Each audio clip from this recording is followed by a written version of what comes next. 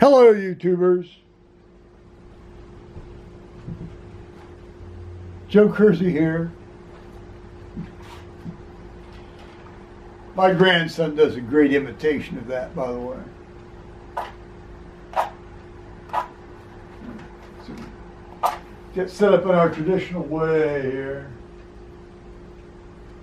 Well, it's kind of fallen away from being the traditional way, but you know what I mean.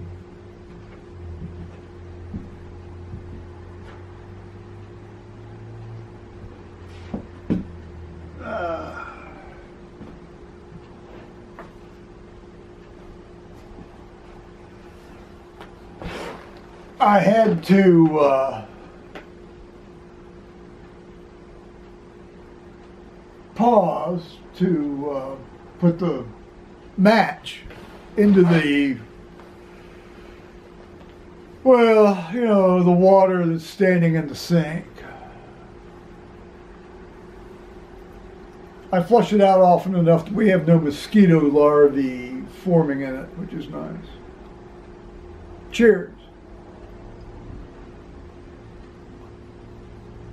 Oh, did I mention that it is Friday, July 20th, 2018 at 13:50 in the afternoon Eastern Time, U.S. Well, it is.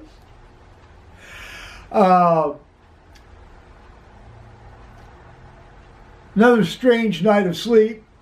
3 hours, 6 hours reading, then 3 hours, then up. What I was reading was I was reading Kingsley Amis's The Riverside Villas Murders, or the Riverside Villas Murder, singular.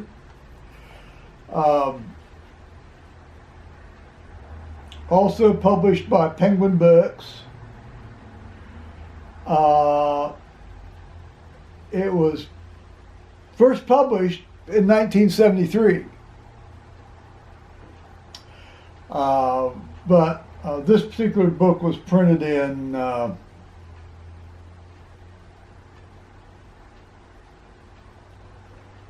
that's hard to say. Let's see. Oh, it says 2012 by Penguin Classics. I'm about halfway through. Unlike The Green Man, so far there's been no supernatural stuff appear in it. I did not care for The Green Man at all. This is really good. In a way, it's almost absurdly comic, but we'll find out how that works out.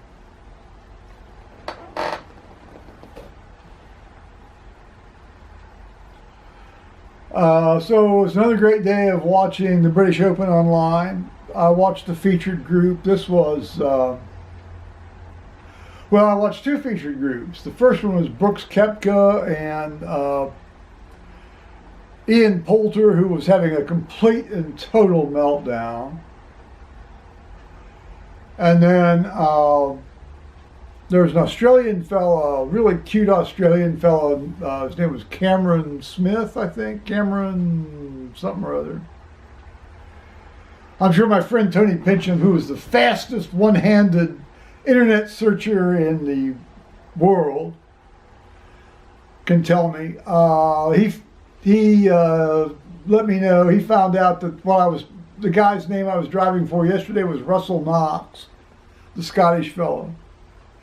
This fellow's Australian. If that helps you narrow it down, Tony. So.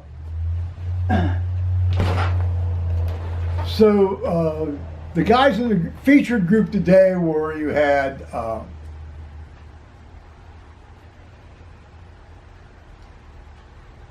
was the first group, was Ian Poulter and then Cameron whatever, well anyway, okay.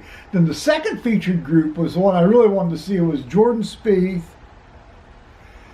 and Justin Rose. And then there's this Thailand guy who I'd never heard of before. And I mean, I'm going to start calling him the Thailand, the Thailand version of John Daly, because he acts exactly like John Daly. I mean, John Daly was and is, as far as I still know, great. I mean, he doesn't care if he's overweight. He doesn't care if he looks like he's out of shape. Yeah. He doesn't care if he smokes and he drinks and lets everybody know about it. He just goes out there and plays golf, and he doesn't do a bad job of it either, and never has done. This guy was out there vaping, and he was picking his nose, and he's got this gut that hangs out over his pants. I should talk, I guess, huh? And I don't think would care either, frankly. And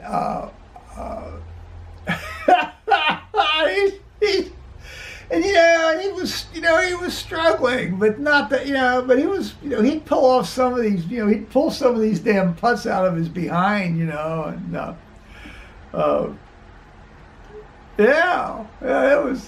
he was a character to watch. And of course, it's always fun to watch Jordan Spieth. It's always fun to watch Justin Rose.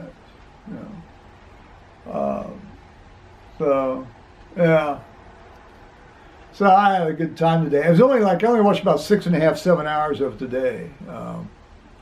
They were playing a bit faster. They had a heck of a lot of rain right at the start here, about the first 2 hours. As we did here early this morning. Well, then a second little batch later on today. You can probably tell I've got the back door closed. It's only gotten up to around 66, 67. So, anyway, it's fun. Meanwhile, in the absurd part of the day, and there's always an absurd part of the day, the phone gets me into trouble. I should delete Grindr and stuff like that off my phone. But here's a guy that messages me, 5,300 miles away. I said, okay, fine. And I thought, okay, I know what's coming, but let's just see how long it takes.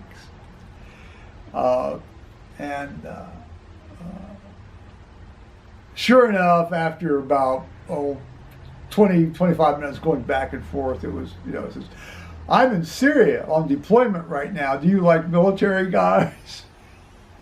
I said, oh, not again. Well, at least he hadn't gotten around to asking for an iTunes card or some bullshit like that.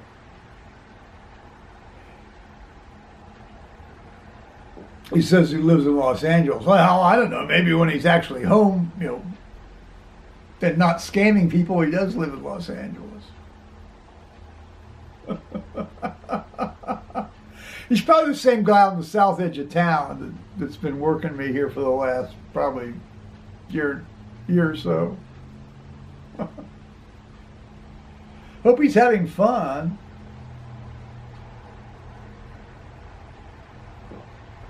He must be. He keeps doing it.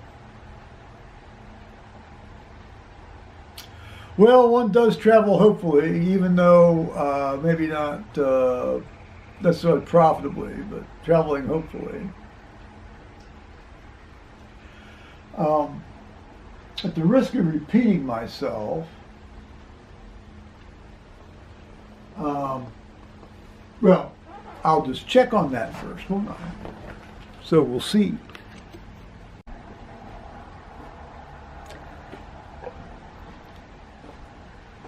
As you may have gathered,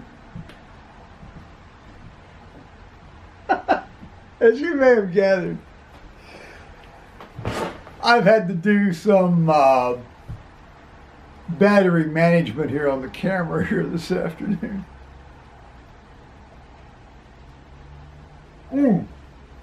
Which brings me to my last story, and this is a bit of a leftover story, actually quite a leftover story from the Durham trip with Thomas, and specifically on the date of June 17th, 2018. Now, we wanted to go on the castle tour, the Durham Castle tour, which is not always available. It was available that day.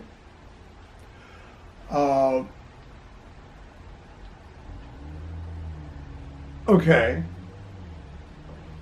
Excuse me. When we did go on it, it was changed somewhat from when Thomas and I went on the same tour in 1995. I mean, they don't show you as much. They don't give you access to some stuff that's upstairs. They show you more that you didn't have access to on the tour we took in '95. So that's interesting. And the charge for that tour is, as it turns out, the charge for that tour is £5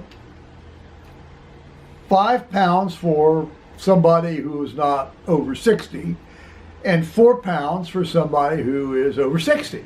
So £5 for Thomas, £4 for me. So £9. I paid with I paid cash for this. I gave him a 20. I gave him a £20 note, and I got £11.50. Well, I got £11 back. Well, no, that's not quite true. Yeah, I did. I got £11 back. Now that transaction took place at 12:41 in the afternoon. However, the transaction that had occurred immediately before that was a credit card transaction at the same desk with the same fellow, telling him the same thing we wanted, but he somehow thought we wanted to go see the exhibition that was off in a series of side rooms on the Battle of Dunbar and the uncovering of the remains of some of the prisoners from the Battle of Dunbar in and around the grounds of Durham Cathedral and Durham Castle that were found moderately recently, say the last 3 years, in the Durham area.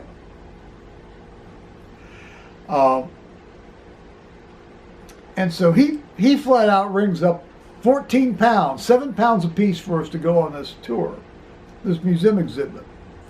And apparently it also included you could take a city tour, and then there was like, if you're coming back, in the same year, you can use the same ticket again or something. And this guy's babbling on like he's on speed. Very heavily accented speed.